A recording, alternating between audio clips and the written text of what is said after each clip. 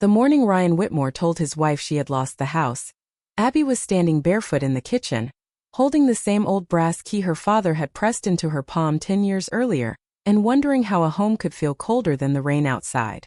Boston was gray that morning, the kind of gray that turned windows into mirrors and made every room look smaller.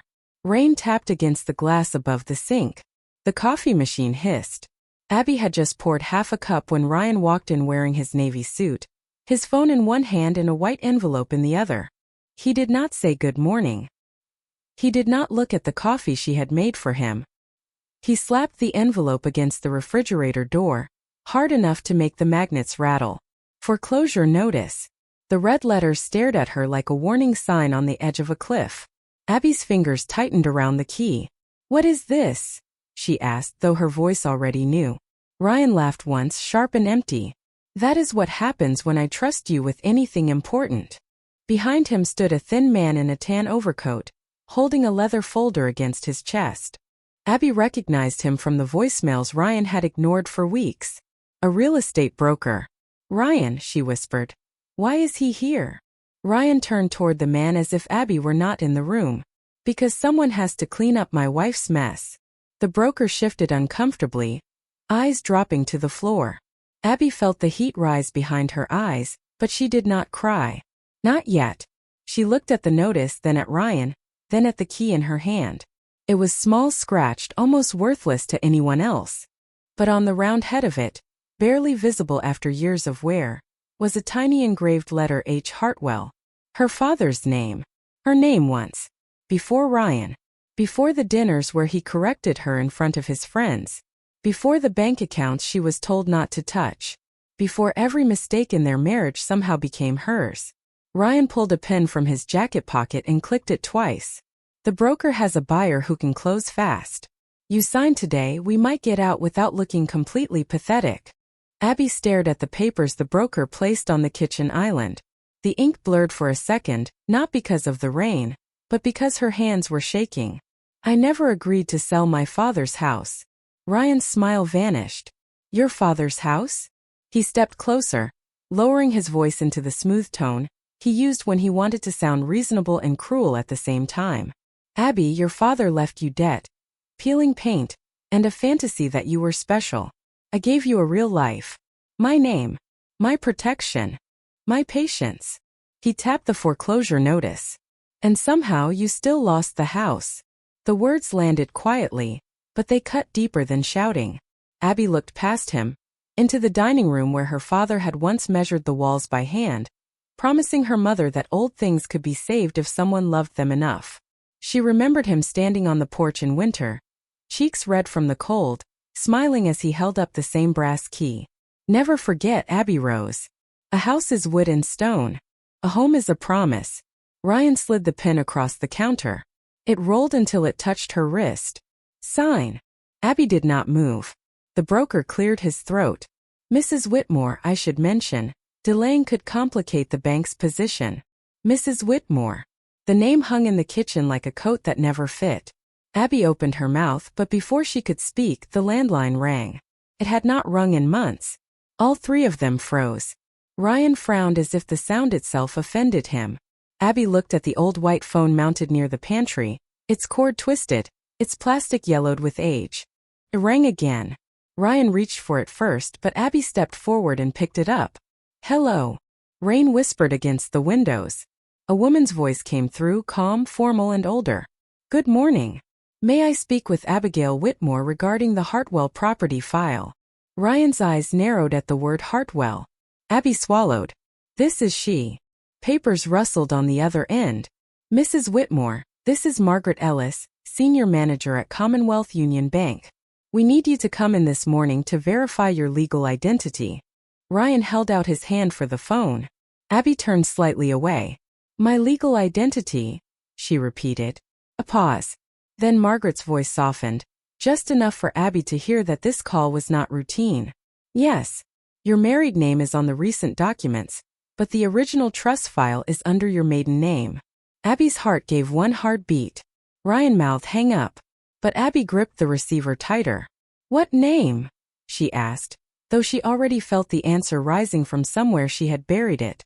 On the other end, Margaret Ellis said, clear as church bells on a cold Sunday morning, Abigail Rose Hartwell. The kitchen went silent. Even Ryan stopped breathing for a second. Abby looked down at the brass key in her palm, at the tiny H catching the gray morning light, and for the first time in years, her own name sounded less like a memory and more like a door beginning to open. Abby did not remember setting the phone back into its cradle. She only remembered the sound it made when the receiver clicked into place, soft and final, like the closing of a drawer that had hidden something for too long.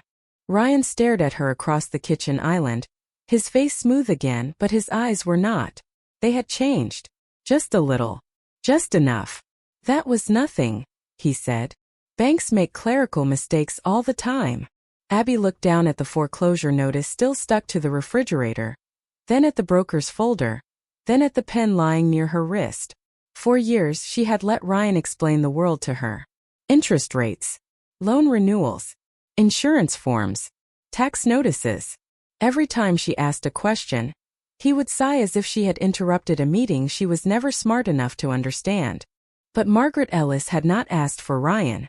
She had asked for Abigail Hartwell. I am going to the bank, Abby said. Ryan's mouth tightened. We are going to the bank. The word we landed like a hand over a candle. Abby picked up the brass key and slipped it into her coat pocket. Fine. 20 minutes later, they were driving through wet Boston streets in Ryan's black sedan, the windshield wipers sweeping back and forth like a clock counting down. The broker had followed in his own car, probably worried his commission might dissolve in the rain. Ryan drove too fast along Commonwealth Avenue, one hand on the wheel, the other tapping against his phone. Abby sat in the passenger seat, watching brownstone buildings slide past in silver reflections.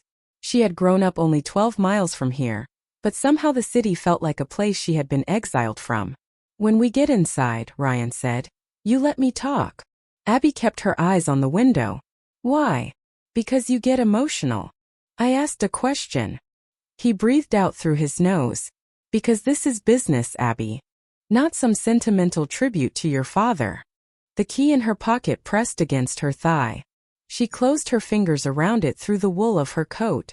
Her father had never been rich, not the way Ryan's family pretended to be at country club dinners and charity breakfasts. Thomas Hartwell had been an architect with rough hands, old drafting pencils, and coffee stains on every set of blueprints he owned. He believed in saving old houses because he believed people left pieces of themselves in walls, railings, door frames, and porch steps. When Abby was 12, he let her paint the trim around the dining room windows, even though she made one side crooked. He had stepped back, tilted his head, and said, that is how you know a real person did it. Ryan would have called that sloppy. Her father called it alive. After her mother died, the house became the place that held them together. Abby remembered soup simmering on cold nights, her father humming old Motown songs while fixing a cracked banister, the smell of sawdust in the hallway, the way he always touched the front door before leaving as if thanking it for standing another day. Then came the heart attack. Then the funeral. Then Ryan, polished and confident, arriving with flowers and answers. He had known exactly what to say to a grieving woman who was tired of making decisions. He said he would handle the complicated parts. He said she deserved rest. He said being a Whitmore meant never standing alone again. First it felt like safety. Later it felt like a locked room. Abby remembered signing forms at the dining room table while Ryan pointed to blank spaces and said, here, here, and here. She remembered asking if she should read them first.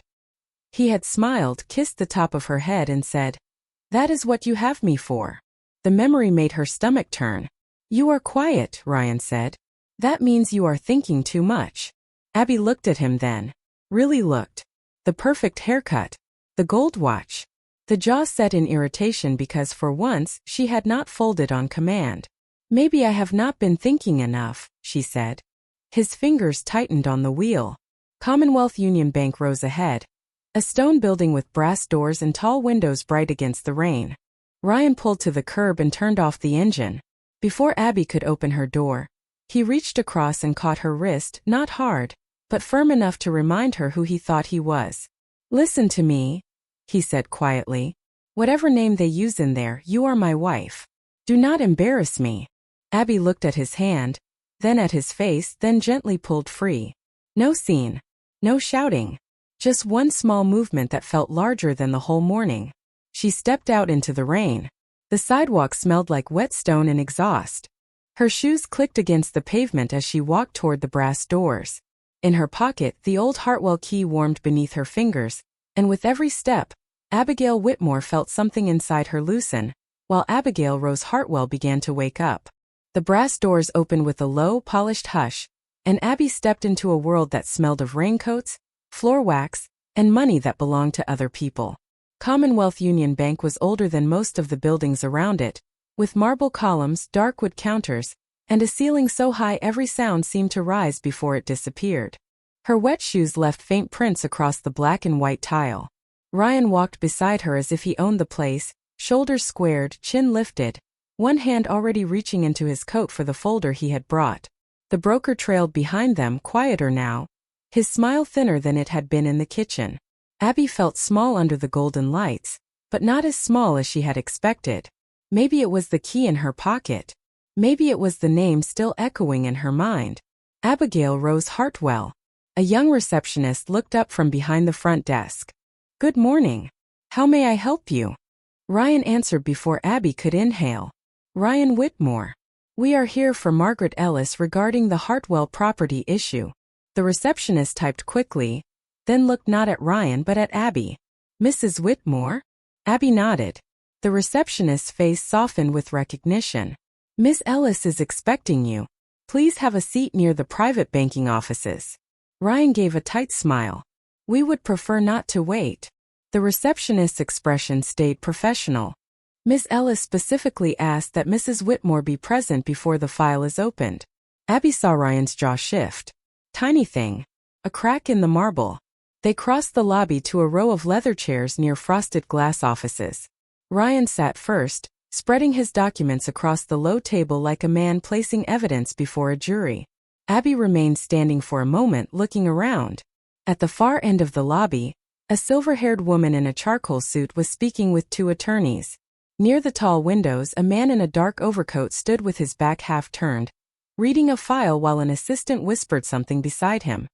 He looked about 40, maybe a little older, tall, composed, with the kind of stillness that made loud people seem smaller. When he glanced up, his eyes passed over Ryan, then settled briefly on Abby. Not in pity, not in curiosity alone. Recognition flickered there, subtle and sharp, as if her face had reminded him of a photograph he had once seen. Abby looked away first. Ryan leaned toward her. "Do not start acting impressed. Men like that do not care about people like us unless there is profit in it." "People like us?" Abby asked quietly. "You know what I mean." She did not. Or maybe she finally did. For years Ryan had used class like a weapon, but he never used it the same way twice. Around richer men, he was a victim of unfair markets. Around poorer people, he was a prince trapped among fools. Around Abby, he was the man who had rescued her from becoming nobody. The broker cleared his throat and opened his folder. "The buyer is still willing to proceed if we can secure signatures today. The offer is below market, but considering the foreclosure timeline, it may be the cleanest exit." "Exactly," Ryan said. "A clean exit." Abby looked at him. "For who?" Before he could answer, the silver-haired woman approached from the private offices. Her steps were measured. Her eyes were kind, but there was nothing soft about the way she carried the file against her chest. "Mrs. Whitmore," she said. Then she paused, studying Abby's face. "Thank you for coming in. I am Margaret Ellis." Abby stood. "Thank you for calling." Ryan immediately extended his hand. "Ryan Whitmore. Her husband. I have been handling this situation, so you can direct the details to me." Margaret looked at his hand, shook it once, then turned back to Abby. "The file requires your verification first." Ryan laughed lightly, the way he did at dinner parties when he wanted to make someone else sound unreasonable. "With respect, Margaret, my wife is overwhelmed. I can explain everything much faster." Margaret's expression did not change. "I am sure you can explain many things, Mr. Whitmore, but the bank needs to hear from her." The quiet that followed was small, but Abby felt it ripple through the room. The man by the window had stopped reading. His assistant had stopped whispering. Even the broker lowered his eyes.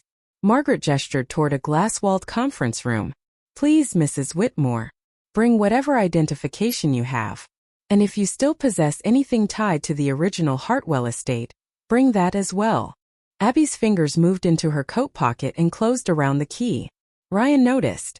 "That old thing is sentimental junk," he said under his breath.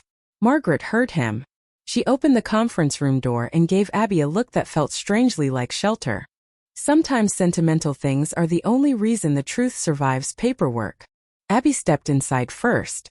On the table lay a thick cream-colored folder stamped with a name she had not seen printed in years. Hartwell Family Trust. Her breath caught. Behind her, Ryan entered with a confidence that was beginning to look forced. Across the lobby, the man in the dark overcoat quietly closed his file.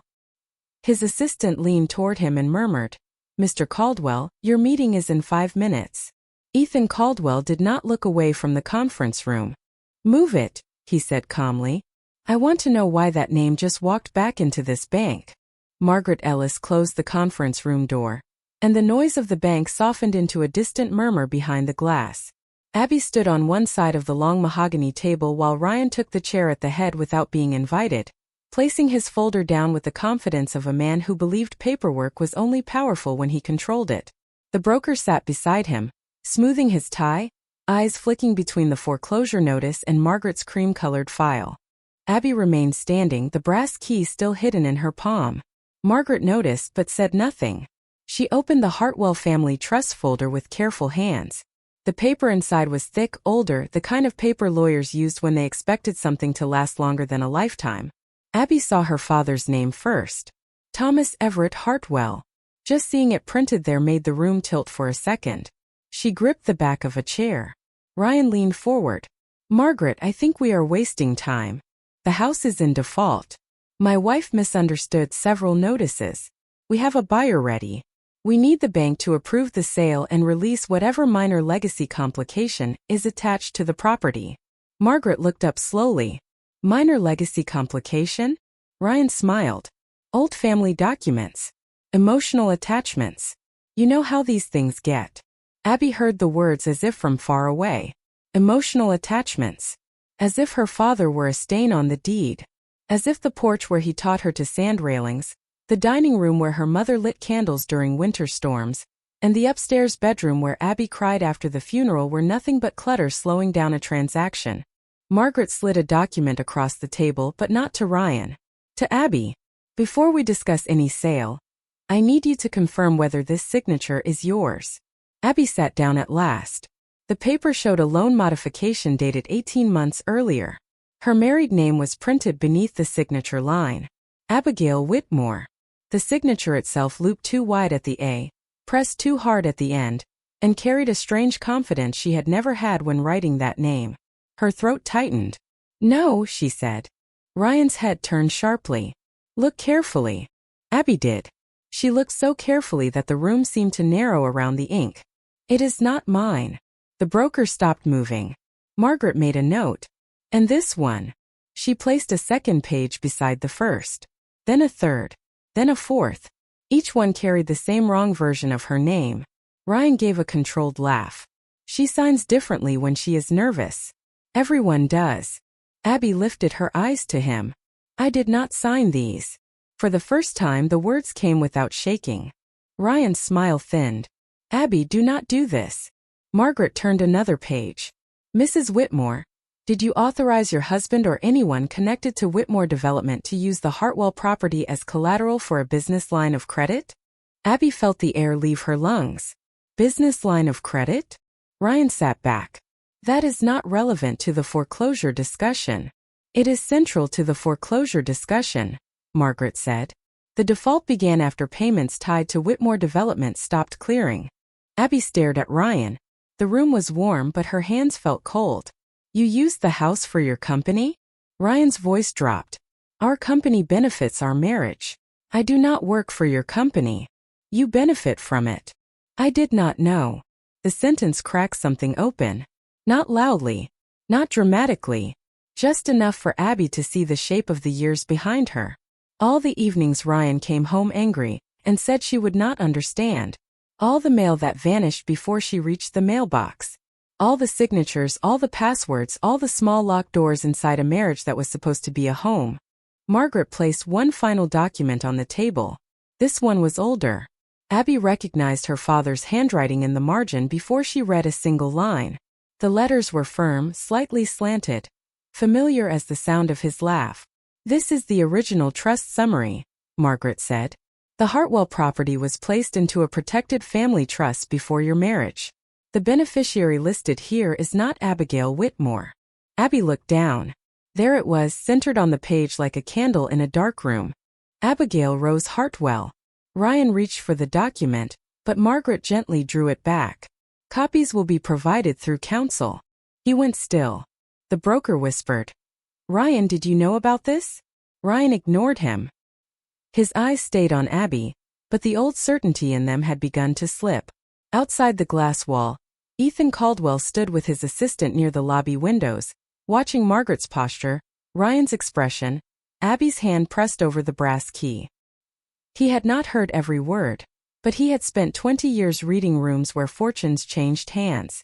This was not a routine foreclosure. This was a man discovering that the woman he underestimated had a locked door he never found. Inside the conference room, Margaret softened her voice. "Miss Hartwell, do you still have anything from the original transfer? A key, a letter, any personal item your father left with you?" Abby opened her hand. The brass key lay against her palm, scratched and worn, the tiny H catching the overhead light. Margaret inhaled quietly, as if she had just seen a missing piece return to its place. Ryan stared at the key with sudden resentment. "It opens an old front door. That is all." Abby closed her fingers around it again and finally understood. Ryan was not afraid of the key because it opened a house. He was afraid because it opened a name he had never owned. Margaret placed the brass key on a small white evidence tray as if it were something fragile, something that had survived weather, grief, and the careless hands of people who did not understand its worth. Abby watched the tiny engraved H glint beneath the conference room lights. For years that key had lived at the bottom of drawers, in coat pockets beside grocery receipts and loose buttons, always present but never important enough for Ryan to notice. Now everyone in the room was looking at it. Ryan leaned back in his chair, trying to recover the bored expression he wore when waiters brought the wrong wine or contractors asked for payment. "This is absurd," he said. "A decorative key does not cancel a foreclosure." Margaret folded her hands. "No, Mr. Whitmore. But it supports continuity of possession. Along with the trust records, the original transfer documents, and the signature discrepancies, it gives us several reasons to suspend any sale until legal review is complete." The broker sat very still. "Suspend?" Ryan turned on him with a look that made the man close his folder halfway. Abby heard that word echo. Suspend. Not lose. Not gone. Not too late. Suspended. Like a door held open before it could slam shut. Margaret looked at Abby. "I am going to ask you a few questions. Please answer only for yourself." Ryan's chair scraped softly. "She is my wife." Margaret's eyes did not leave Abby. "That is not what I asked." Abby felt her heartbeat in her wrists, her throat, even behind her eyes. "Yes," she said. "I will answer for myself." Sounded simple. Almost ordinary. But Ryan looked at her as if she had broken a rule written into the walls of their marriage. Margaret turned the first document toward her. "Did you attend a signing appointment at this branch on April 15th of last year?" Abby looked at the date. April 15th. She remembered that day because she had been at St. Anne's Cemetery placing tulips on her father's grave. Ryan had told her he had a board lunch and would not be able to come. She remembered rain on the cemetery grass. She remembered wiping mud from her shoes before driving home. "No," she said. "I was at my father's grave." Margaret nodded and wrote it down. "Did you authorize electronic access to the Hartwell property file from the Whitmore Development Office?" Abby shook her head. "No." "Did you receive monthly default notices at your home address?" Abby looked at Ryan. "I never saw them." Margaret's pen paused. "Who collects the mail?" For a moment no one spoke. Ryan's face hardened. "This is becoming insulting." Abby did not look away from him.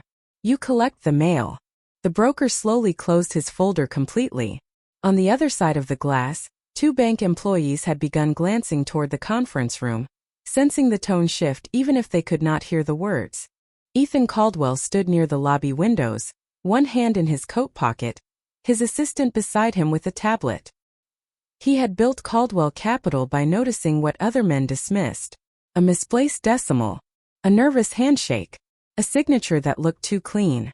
And now he noticed Abby's posture. At first, she had stood like a woman waiting for permission to breathe. Now her shoulders were still tense, but her chin had lifted. Not much, just enough. He leaned toward his assistant. "Pull Whitmore Development." "Now?" she asked. "Now." Inside the room, Ryan pushed his folder toward Margaret. "Here is the signed sale authorization. My wife agreed to list the property last week." Abby's breath caught. "What?" Margaret accepted the document, scanned it, then placed it beside the others. Her face remained calm, but something in her silence made Ryan's confidence flicker. "Mrs. Whitmore," she said, "did you sign this?" Abby looked down. The page carried her married name again. Same wide loop. Same heavy ending. Same false confidence. "No," Ryan gave a short laugh. "Abby, you were tired. You signed it at the kitchen counter after dinner." "No," she repeated. This time she heard the strength in it. "I did not." Ryan turned toward Margaret. "She forgets things when she is stressed." Abby felt the old trap opening. He had used that line before. At a mechanic's shop when she questioned a repair bill. At a dinner when she corrected a story he told about her father. At a doctor's office when she asked why Ryan had filled out her forms. She forgets. She gets confused. She is emotional. A soft cage made of reasonable words. Margaret removed her glasses. "Mr. Whitmore, I need to be very clear. The bank does not accept a spouse's opinion as proof of another adult's consent." Ryan's neck reddened. "I am trying to prevent a disaster." "For whom?" Abby asked. The room stilled. Ryan looked at her, almost surprised she had spoken. Abby reached across the table and took back the brass key. Her voice was quiet, but each word found its place. "You told me I lost the house, but you were the one borrowing against it. You told me I was careless, but you were the one hiding notices. You told me I was nobody without your name." She looked down at the key, then back up. "So why is everyone here asking for mine?" Ryan opened his mouth, but before he could answer, there was a light knock on the glass door. Margaret stood and opened it. Ethan Caldwell stood outside, composed, respectful, rain still darkening the shoulders of his overcoat. His eyes moved briefly to Abby, then to Margaret. "Forgive the interruption," he said. "Margaret, my team just confirmed Caldwell Capital holds the senior debt package on Whitmore Development." Ryan went pale in a way Abby had never seen before. Ethan's voice stayed even. "And I believe that makes this conversation bigger than a house." Ethan Caldwell did not step into the conference room like a savior. He stepped in like a man entering a room already full of consequences.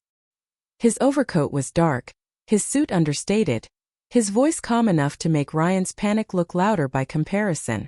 Margaret moved aside, not deferential but familiar, as if she had worked with him enough to know he did not waste words. Abby sat frozen with the brass key in her hand, still trying to understand how the name Caldwell had landed in the middle of her collapsing morning. She had seen that name on buildings downtown, on financial news banners in airport terminals, on charity plaques Ryan pretended not to admire. Caldwell Capital was not just money. It was the kind of money other money answered to. Ryan stood so quickly his chair rolled back a few inches. "This is a private matter." Ethan looked at him. "It stopped being private when Whitmore Development attached questionable collateral to a debt package my firm acquired." Ryan's mouth opened, then closed. The broker stared at the table as if he wished he could disappear into the wood grain. Margaret returned to her seat and opened another file on her tablet. "Mr. Caldwell, we were in the process of verifying the Hartwell Trust protections and multiple disputed signatures." Ethan nodded once. "Then I will keep this simple." He turned to Abby, and for the first time since he entered, his expression softened. Not pity, not charm, respect. "Mrs. Whitmore, my involvement is with the debt, not with your personal decision. No one in this room can make you speak before you are ready." Abby blinked. It was strange, hearing power used to create space instead of take it. Ryan cut in. She does not understand what any of this means. Ethan did not raise his voice, then let her ask questions. The sentence was so plain that it felt almost impossible. Abby looked down at the key, then at the papers. Her voice came slowly. Did my husband use the house to borrow money for his company? Margaret answered gently. Based on the records, someone represented that you consented to that arrangement. Abby swallowed. But I did not. That is what we are documenting. Abby looked at Ethan. And your company owns that debt now? The senior portion, yes. Which means any attempt to push through a sale using defective authorization becomes our concern, as well as the bank's. Ryan exhaled sharply. Defective is an accusation. Ethan finally looked at him again. So is fraud. I am choosing my words carefully. The room went silent. Abby had expected that word to feel explosive, but Ethan spoke it like a locked file being placed on a desk. Clean. Heavy. Unavoidable. Ryan's face tightened. You are making a mistake. My wife has been under strain. Her father's death affected her judgment for years. Abby flinched at the mention of her father, but this time the flinch did not fold her inward. Push something forward. Do not use him. Ryan turned. Abby. No, her voice was not loud. Did not need to be. You do not get to use my father as an excuse for what you did. Margaret's pen stopped moving. Ethan's gaze stayed steady. Abby felt all of them waiting, but for once the waiting did not feel like pressure. It felt like a door held open. She placed the key on top of the trust summary. My father left me this house because it was the only thing he could protect after my mother died. He told me my name mattered. I forgot that because I wanted to believe marriage meant someone would protect me too. Her eyes moved to Ryan. But you did not protect me. You managed me. Ryan's face hardened with embarrassment more than remorse. This is ridiculous. You are performing for strangers. Abby almost laughed, not because anything was funny, but because for years he had turned every honest feeling into a performance. Grief, confusion, anger, even hope. They are strangers, she said. And they have heard me more clearly in 20 minutes than you have in 7 years. The broker lowered his head. Margaret quietly slid a document toward Abby. This form allows the bank to freeze the contested transaction, while the trust and signature issues are reviewed by legal counsel. You do not have to sign it today, but it would prevent any sale from proceeding without your direct authorization. Ryan reached toward the paper. Absolutely not. Ethan moved only slightly, but his presence changed the air. Mr. Whitmore, do not touch a document addressed to her. Ryan stopped. Abby looked at the form. For years, Ryan had pushed papers in front of her and told her where to sign. Now the paper waited. No command. No hand over hers. No voice telling her she was too emotional to understand. She picked up Margaret's pen. Her fingers trembled, but the signature did not. For the first time that morning, she did not write Whitmore. She wrote Abigail Rose Hartwell in slow, careful letters, watching each curve reclaim a piece of her. Margaret took the form and nodded. The foreclosure sale is suspended. Ryan whispered something under his breath, but Abby did not turn toward him. She was looking at her name. Ethan looked at it too, and a faint recognition crossed his face again. Your father designed the old Caldwell Library renovation, he said quietly. Abby lifted her eyes. You knew my father? Not well, Ethan said. But I remember what he told me when I was 26 and thought every building was just an asset. He glanced at the brass key. He said the right door can teach a man humility. Abby felt the room shift once more. But this time it was not fear moving through her. It was memory returning with warmth. Ryan, still standing at the head of the table, looked suddenly out of place in the story he thought he controlled. And Abby realized the house had not been the only thing hidden in old records. Somewhere between her father's name, a suspended sale, and a stranger who remembered him with honor, the life Ryan had buried was beginning to rise. Ryan's silence did not last. It cracked slowly at first with a small laugh that had no humor in it, then hardened into the kind of confidence people use when they are cornered but still want the room to believe they are in control. He adjusted his cuffs, glanced at the broker, then looked straight at Margaret Ellis as if Abby had become invisible again. Suspend whatever you want, he said. It will not change the reality. My company has obligations. My wife has benefited from those obligations. If you freeze this transaction, you damage not only Whitmore Development, but every employee attached to it. The old guilt moved toward Abby like a familiar weather pattern. Employees, families, consequences. Ryan knew how to make his choices sound like everyone else's burden. Margaret did not answer immediately. She turned another page in the file. Ethan remained standing near the door, calm and watchful, but Abby could feel something in him sharpening. Not anger. Focus. Ryan turned to her, lowering his voice into that private tone meant to pull her back inside the marriage, away from witnesses, away from facts. Abby, listen to me. This has gone too far. You signed one document because I asked you to trust me. Maybe the date is wrong. Maybe the bank made an error. But if you keep embarrassing me, there will be nothing left to fix. Abby looked at him and saw, with a strange sadness, how small his love had always been. It had room for obedience. It had room for appearance. It had room for her silence at dinner parties and her smile beside him in holiday cards. But it had never made room for the truth. I am not embarrassing you, she said. Your paperwork is. The broker made a soft sound, almost a cough. Ryan's eyes flashed toward him. Get out, Ryan snapped. The broker stood halfway, unsure whether he was being dismissed by a client or invited to save himself. Margaret looked at him. You may wait in the lobby. Our legal department may need your statement regarding the proposed sale. The man nodded quickly and left, closing the glass door behind him with care. Ryan watched him go, and for the first time Abby saw panic move openly across his face. It was there only a second, but she caught it. So did Ethan. Margaret placed a printed email chain on the table. Mr. Whitmore, the broker received the listing authorization from your office, not from Mrs. Whitmore. Ryan's voice turned flat. My assistant sends documents all the time. From your email account, Margaret said. With a scanned signature that Mrs. Hartwell has disputed. Mrs. Hartwell. The name entered the room again, stronger this time, and Abby felt Ryan react to it like a door closing in his face. Stop calling her that, he said. The words came too quickly, too personally. Margaret lifted her eyes. That is the legal name on the trust. She is my wife. She is also the beneficiary. She does not know what that means. Abby stood before she realized she had chosen to. The chair slid back with a soft sound against the carpet. Her knees felt weak, but her voice did not. Then explain it to me. Ryan turned surprised. What? Abby touched the trust document with 2 fingers. You said I do not know what it means. So explain it. Explain why a house you said was already lost still needed my signature.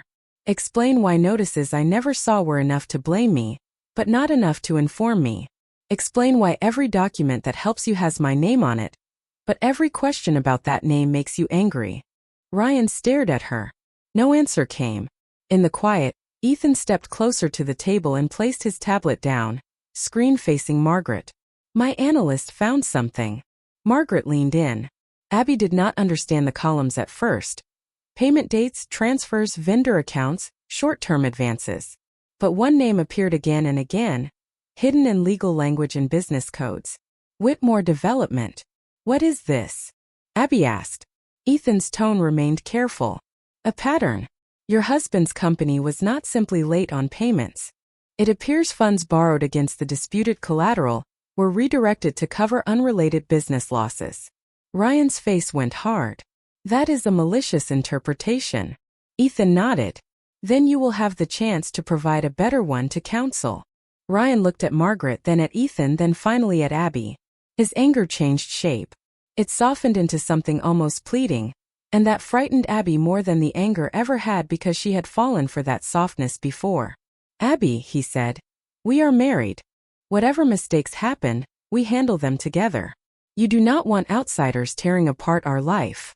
Abby saw the kitchen, the foreclosure notice, the pen rolling toward her wrist. She saw herself at 28, sitting at the dining room table while Ryan pointed to blank lines. She saw her father's hands around the brass key. She saw every small surrender dressed up as love. You are right, she said quietly. I do not want outsiders tearing apart my life. Ryan exhaled as if he had one. Then Abby removed her wedding ring. Slowly, carefully, not with hatred, with clarity. She placed it beside the forged sale authorization. But you became an outsider the moment you used my name without me. Ryan's face emptied. Margaret closed the file. I am referring this to our legal and fraud review teams immediately. The sale remains frozen. The foreclosure action on the Hartwell property is stayed pending investigation. Ethan looked at Abby, giving her space to absorb each word. Stayed. Frozen. Investigation. None of them meant healed. None of them meant easy. But they meant she had not arrived too late. Ryan reached for his folder, gathering papers with trembling impatience. You will regret this. Abby picked up the brass key. It felt heavier now, not because it had changed, but because she finally understood what it carried. No, she said. I think regret is what brought me here. Ryan walked out of the conference room without another word, his polished shoes striking the marble lobby too loudly. Through the glass, Abby watched him pass beneath the high bank ceiling, smaller with every step. For years she had followed him out of rooms. This time she stayed seated. Margaret placed a hand near the trust folder, not touching Abby, just close enough to offer steadiness. Ethan remained by the door. What happens now? Abby asked. Margaret's answer was gentle but firm. Now, Miss Hartwell, we find out exactly who tried to take your house. The investigation did not take weeks the way Abby feared it would. It began in the same conference room, under the same white lights, with Margaret Ellis placing calls that sounded quiet but moved like locked gears behind the walls of the bank. Legal review. Fraud department. Trust counsel. Caldwell Capital Risk Division. Each phrase landed on the table with a weight Ryan had never expected Abby to understand. She sat with the brass key beside her and her hands folded in her lap, listening as strangers gave names to the things she had lived through without language. Unauthorized access. Misrepresentation. Disputed consent. Financial coercion. It was strange how official words could make private pain feel real.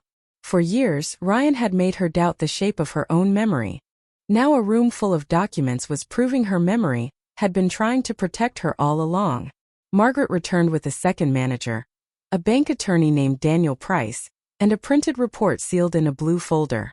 Ethan remained near the end of the table, not speaking unless asked, never once trying to own the moment. That mattered to Abby more than she expected. Ryan had always filled silence to control it. Ethan let silence give her room. Daniel opened the report and adjusted his glasses.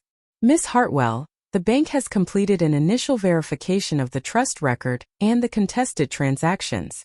The Hartwell property was never legally transferred into your marital estate. It remains protected under the Hartwell Family Trust. Abby heard the words, but for a second they would not fully enter her. So the house. Her voice caught. Margaret finished gently. The house was not lost. The air left Abby's lungs in a shaky breath. She looked at the brass key, and suddenly she was back on the front porch at 17, watching her father scrape old paint from the railing while the radio played through an open window. She could almost smell sawdust. Almost hear him say, "Old homes are stubborn, Abby Rose. They survive if someone refuses to give up on them." Daniel continued. However, Mr. Whitmore appears to have submitted several documents bearing signatures that do not match your verified records. The bank is freezing all related enforcement actions, while the matter is escalated to the proper legal authorities. No one cheered. No one gasped. The truth did not arrive like thunder. It arrived like a lock turning. Margaret slid one final document toward Abby, the original trust summary copied from archival records. There is a line here you should see. Abby leaned forward. Her father's signature rested at the bottom, strong and familiar. Above it, a clause stated that the beneficiary must be recognized under her birth name for any transfer, sale, or collateral use. Abigail Rose Hartwell. Not Whitmore. Not someone's wife. Not someone's mistake. Hartwell. The door opened before Abby could speak. Ryan stepped back into the conference room with a man in a gray suit Abby recognized as his attorney. Ryan's face was pale but polished again, as if he had rehearsed in the lobby mirror. "This meeting is over," his attorney said. "Mrs. Whitmore will not answer further questions without representation." Margaret stood. Miss Hartwell has already answered for herself. Ryan's eyes snapped toward her. You do not get to decide what she is called. Abby rose slowly. The room seemed to rise with her. She picked up the brass key and held it in her palm where everyone could see the engraved H. Actually, she said, I do. Ryan's attorney looked from Abby to the documents, then to Daniel Price. Something in his expression changed as he realized this was not the simple marital property dispute Ryan must have described. Daniel turned the trust summary toward him. For clarity, the bank recognizes Abigail Rose Hartwell as the protected beneficiary of the Hartwell Family Trust. The proposed sale is void pending review. The foreclosure action is suspended. The disputed debt exposure now rests with Whitmore Development, not with the trust property. Ryan stared at the page. His mouth parted, but nothing useful came out. The confidence he wore like a tailored coat slipped from his shoulders. Abby watched him understand it piece by piece. The house was not gone. The signature had not disappeared. The name he dismissed was the name that saved everything. Ethan's assistant entered quietly and handed him a tablet. He read the screen, then looked at Daniel. Caldwell Capital will also freeze Whitmore Development's senior credit line until the collateral representations are fully audited. Ryan turned toward him. You cannot do that. Ethan's voice stayed even. We already have. That was the second lock turning. Ryan gripped the back of a chair, not violently, just like a man realizing the floor beneath him was no longer his. Abby felt no triumph, only release. Heavy, quiet, almost holy. She removed the wedding ring from where it had rested on the table and placed it into an empty envelope, not as a performance, not as revenge, but as evidence that one life had ended and another had begun. Then she signed the bank acknowledgement with her full name, each letter steady beneath her hand. Abigail Rose Hartwell. Margaret took the page and smiled for the first time that morning. Welcome back, Miss Hartwell. Abby closed her fingers around the key. Outside, the rain had stopped. Sunlight broke through the tall bank windows, pale and thin but real, touching the marble floor in long bright lines. For years, Abby had thought coming home meant returning to a place. Now she understood. Sometimes coming home was simply hearing your own name and believing it belonged to you again. 6 months later, the Hartwell house stood under a clean October sky with fresh white trim, restored black shutters, and pumpkins lined neatly along the porch steps where Abby's father used to sit with a coffee mug in his hand. The brass key still opened the front door, but now it hung from a blue ribbon beside a framed photograph of Thomas Everett Hartwell smiling in work gloves, one hand resting proudly on the porch railing he had rebuilt board by board. Abby stood in the entryway, wearing a simple cream dress and flats, listening to the sound of voices filling rooms that had once echoed with fear. The house was no longer silent. It had become Hartwell House Foundation, a place where women rebuilding their lives could meet attorneys, financial counselors, job coaches, and sometimes just sit at the kitchen table with a warm cup of tea while someone believed them. Abby had insisted on that part. Not every rescue began with a courtroom. Sometimes it began with a person saying, "Tell me what happened," and meaning it. The legal case against Ryan Whitmore moved forward without Abby having to carry it alone. Whitmore Development lost its credit privileges after the audit exposed false collateral statements, and Ryan's carefully polished world shrank into depositions, attorney letters, and the consequences of signatures he thought no one would question. Abby did not celebrate his fall. She had wasted enough of her life measuring herself against his approval. Justice, she learned, did not always feel like fireworks. Sometimes it felt like sleeping through the night. Sometimes it felt like opening your own mail. Sometimes it felt like signing your name without your hand shaking.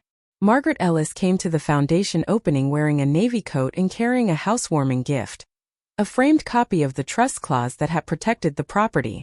She placed it in Abby's office, right above the old oak desk where Thomas Hartwell once drew renovation plans. "Your father knew what he was doing," Margaret said. Abby touched the frame gently. "He knew I might forget." Margaret smiled. "No. He knew you would remember when it mattered." By late afternoon, the house glowed from the inside. Volunteers moved through the hallways with clipboards. A local bakery donated pies. A retired judge offered free consultations in the dining room. In the old sitting room, Abby watched a young woman sign her first independent bank account form and whisper, almost to herself, "I did it."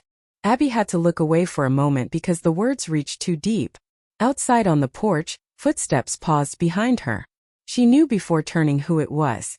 Ethan Caldwell stood at the top step, not in a boardroom suit this time, but in a charcoal sweater under a wool coat, holding a small paper bag from the bakery down the street. "I brought apple cider donuts," he said. "I was told that is the proper price of admission." Abby smiled. "That depends. Are they the good ones? Cinnamon sugar. Still warm. Then you may enter." He laughed softly, but he did not move past her. That was one of the things she had come to trust about Ethan. He never stepped over a threshold until she invited him. After the bank, he had not chased her with grand promises or tried to turn gratitude into romance. He called once to ask if she wanted introductions to nonprofit counsel. He sent old photos of the Caldwell Library renovation with notes her father had written in the margins. He attended one fundraiser, then another, always leaving before anyone could mistake his presence for ownership. Slowly, gently, the space between them became less about rescue and more about recognition. Abby looked out across the front yard where golden leaves gathered along the walkway. "I used to think this house was the last thing my father left me," she said. Ethan leaned against the porch rail. "And now?" She looked back through the open door at the warm lights, the moving shadows, the women learning to begin again. "Now I think he left me a way to become myself." Ethan was quiet for a moment. Then he reached into his coat pocket and took out a small brass key, newly polished but familiar. Abby's breath caught. It was the duplicate she had given him weeks earlier when the foundation board needed after-hours access for a repair inspection. She had almost forgotten. Ethan held it out on his open palm. "I wanted to return this tonight." Abby looked at him surprised. "Why?" His voice was steady, low, honest. "Because a key to this house should never feel like something a man keeps unless you ask him to." The old Abby might have apologized. She might have rushed to make him comfortable. But Abigail Rose Hartwell had learned the difference between fear and tenderness. She took the key, then after a moment, placed it back in his hand and closed his fingers around it. "I am asking," she said. Ethan's eyes softened. No grand speech. No dramatic promise. Just a smile that made the porch feel warmer than the lights inside. Abby looked toward the doorway, where her father's photograph seemed to watch over the house with quiet approval. Ryan had believed losing the house would erase her. But the house had never been the source of her worth. It had only been waiting, patient and stubborn, for the day she would stand on its porch with her own name, her own voice, and a future no one else could sign away.